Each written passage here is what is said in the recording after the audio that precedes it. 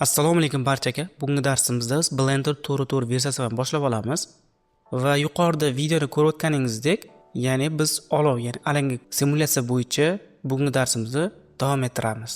Va bizga kerak bo'lmagan obyektni hammasini o'chirib tashlaymiz va A tugmasini bosib va X tugmasini bosgan holda o'chirib tashlaymiz. Va Shift A tugmasi bilan bizga kerakli bo'lgan asosiy obyekt Xverni qo'shib olamiz.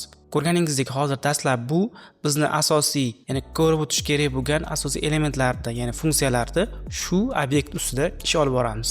Va buni tanlagandan so'ng va yuqorida object panelida va quick effect va quick smoke ni bosamiz. Va ko'rganingizdek, biz tanlagan obyektimiz, ya'ni sim ko'rishdagi obyektga aylanib qoldi. Va endi uni tashqi ko'rinishda esa domain, ya'ni uni uyi degan ma'noda obyekt hosil bo'ldi. Va har bitta obyekt tanlagandan so'ng, ya'ni o'ng tomonda sozlanmalarda fizik xususiyatlarida ko'rib o'tishingiz mumkin. Ya'ni har bitta obyektning o'zini xususiyatlarini ko'rsatadi.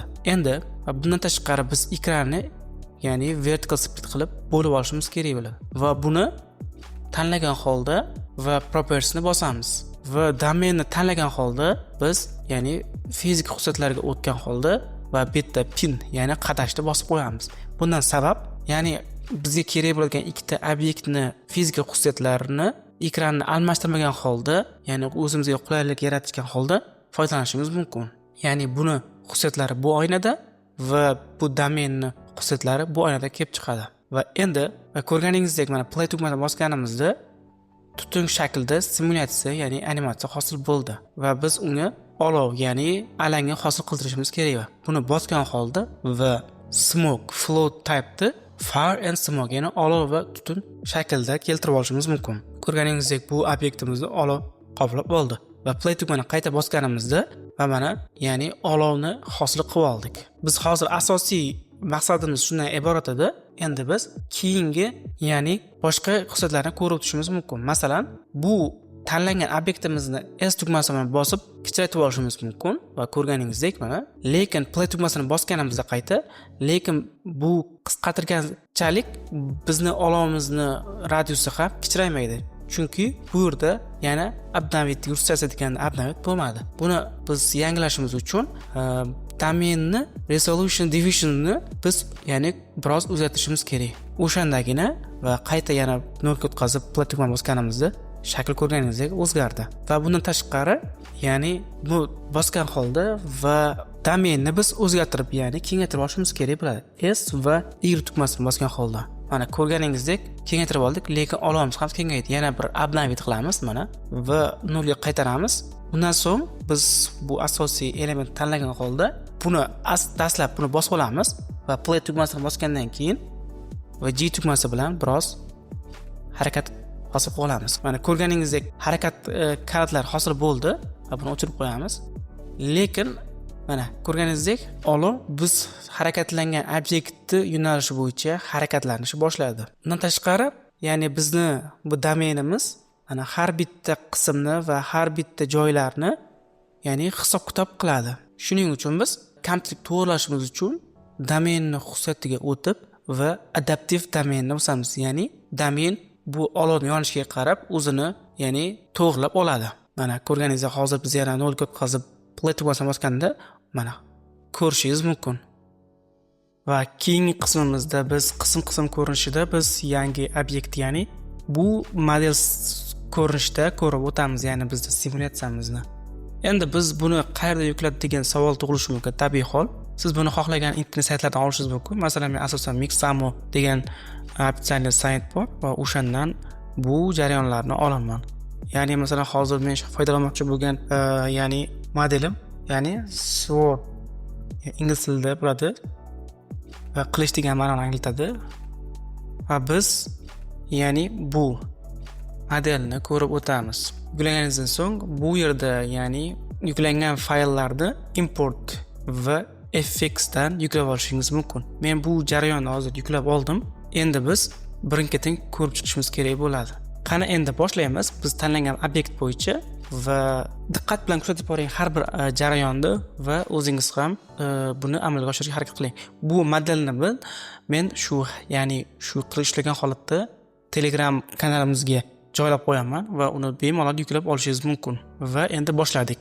Va qilishni yuqori qismini tanlagan holda biz birinchi ko'rib o'tganimizdek, ya'ni object va quick effect va quick smoke ni bosamiz. Va ko'rganingizdek, ya'ni obyektimiz sim ko'rinishi holatiga keldi va uni tashqi ko'rinishida, ya'ni o'zini uyi bor. Endi biz buni biroz kattaroq olishimiz kerak bo'ladi.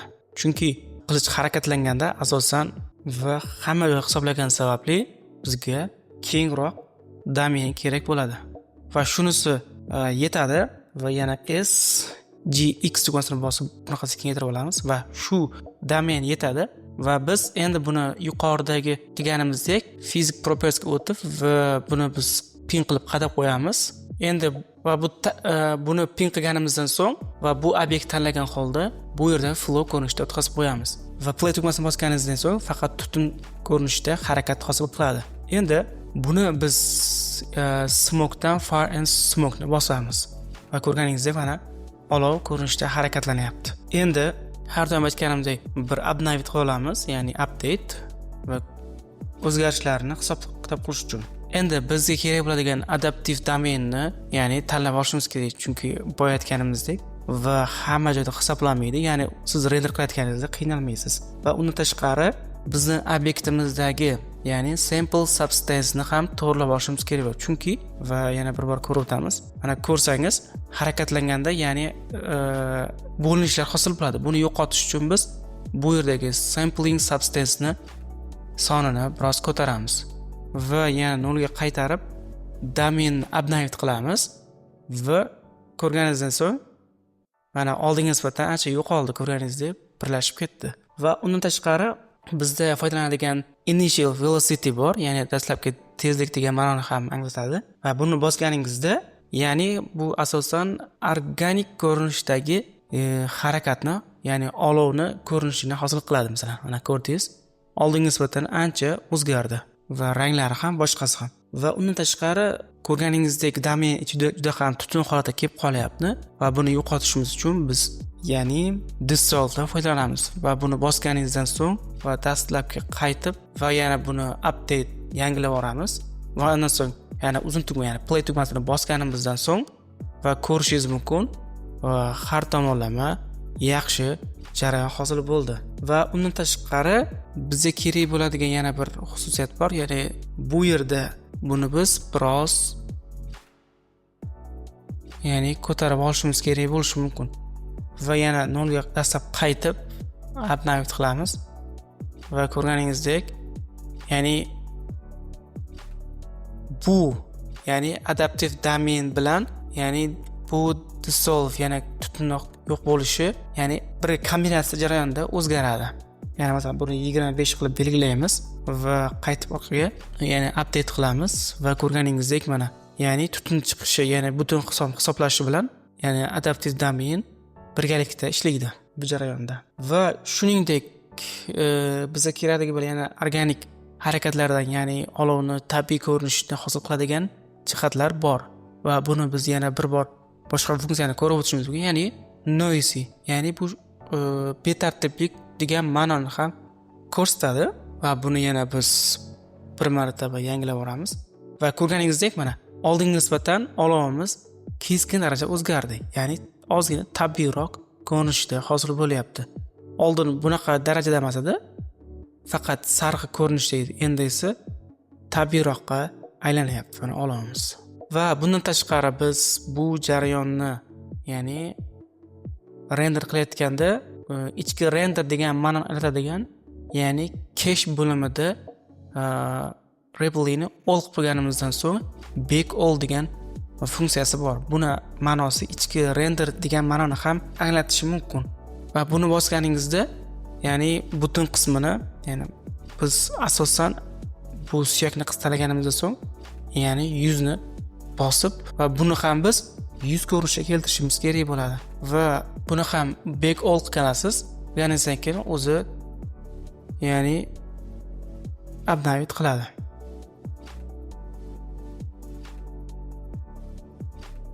Mana ko'rganingizdek back all bo'ldi va oldinga nisbatan ko'rganingizdek qotmasdan va jarayoni amalga oshyapti. Va shuningdek bu holatni siz, ya'ni render qilishingiz mumkin. Ya'ni bu yerda bundan oldin siz ya'ni render propertiesdan xohlagan revolutionda o'zgartirib fayl joylagan holda va FM video ko'rinishda render qilishingiz mumkin.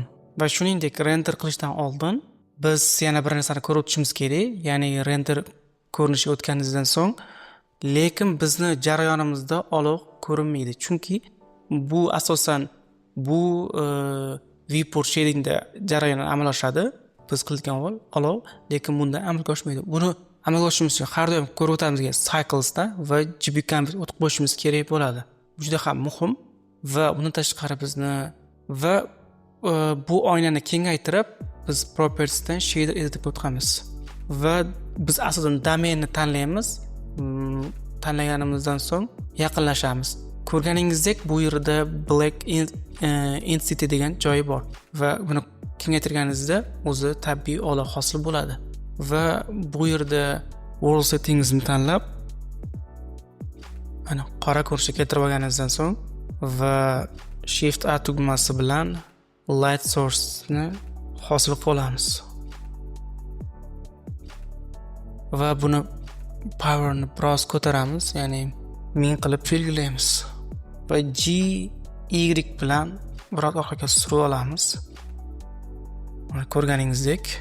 Va endi shunday ekan, biz bu olovni, ya'ni buni o'chirib qo'ygan holda bundan ham ko'tarib olishimiz mumkin. Ya'ni biz avvalo domainni tanlab olganimizdan so'ng buni qo'lda kiritishimiz mumkin. Masalan, bitta bosganimizda 5 qilib belgilaymiz. Ko'rganingizdek, ya'ni tabiiy ko'rinishda olov hosil bo'ladi. Va buni mana qayta ko'rishingiz mumkin. Render jarayonida, ya'ni tabiiyroq ko'rinish hosil qiladi. Va render qilib buni ham ko'rishingiz mumkin.